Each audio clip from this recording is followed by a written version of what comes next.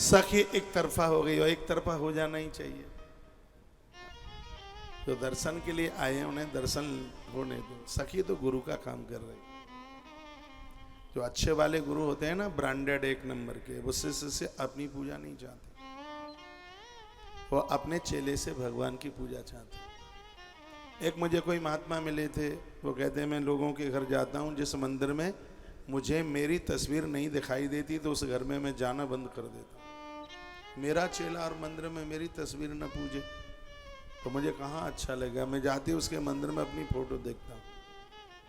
मैंने कहा तो जिस मंदिर में आपकी तस्वीर मिल जाती है तो फिर बहुत प्रसन्न होता हूँ उसके ऊपर, उसे फ़ोन भी करता हूँ, उसके हालचाल पूछता हूँ। मैंने कहा गुरुजी तो आजकल के चेले बहुत होशियार हैं, वो मंदिर में फ़ोटो तभी रखते हैं जब तुम आते हो, उसके बाद तो वो गोदाम में रहती है फोटो। बोले ऐसा भी होता है? हमने कहा पक्का होता है।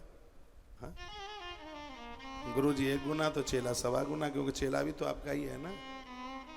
गुरुदेव के जैसे विचार होंगे तो वही तो चेले में उतर गया, ये पक्का है बिल्कुल।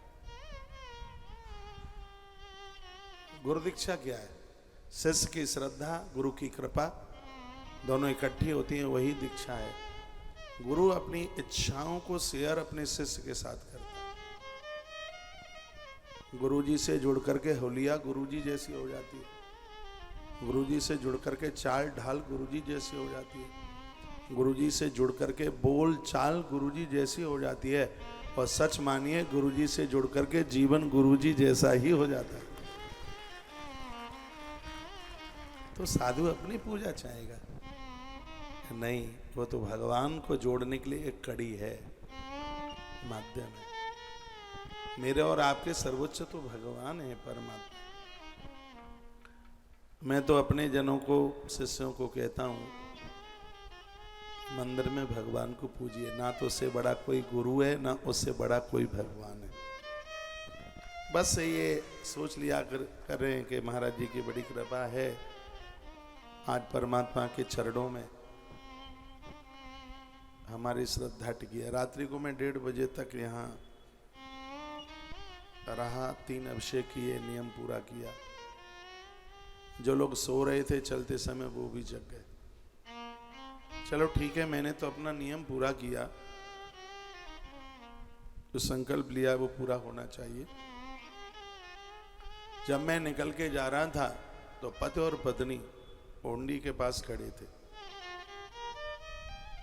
वो आपस में चर्चा कर रहे थे, सुनो महादेव की पूजा का कोई तो प्रभाव है। जब महाराज जी 1:30 बजे तक पूजा करके गए, मैंने सुना अपने कान।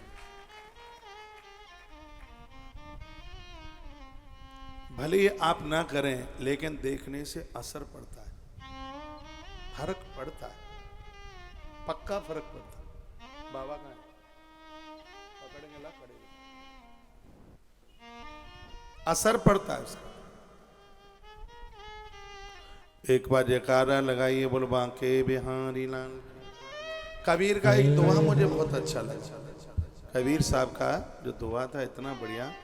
वो कहते हैं, लिखा लिखी की बात नहीं, देखा देखी की बात, दुल्हा दुल्हन मिल गए तो फीकी परी बारात।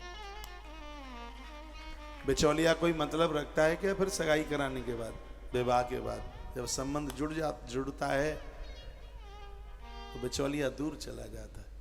वो कभी भी नहीं कहता तुमने मेरे घर लड्डू नहीं भेजे, तो मैंने तुम्हारे बेटे का संबंध कराया, तुम मुझे ज़्यादा फोन ही नहीं करते हो, मैंने तुम्हारे बच्चे का संबंध कराया। और प्राय बिचौलिया दूर हो जाता है। गुरुजनों का काम यही है, वह अपने भक्तों को भगवान से ऐसे जोड़ दे जैसे बिचौलिया एक वर और वधू को आपस में जोड़ देता है, ऐसे जोड़।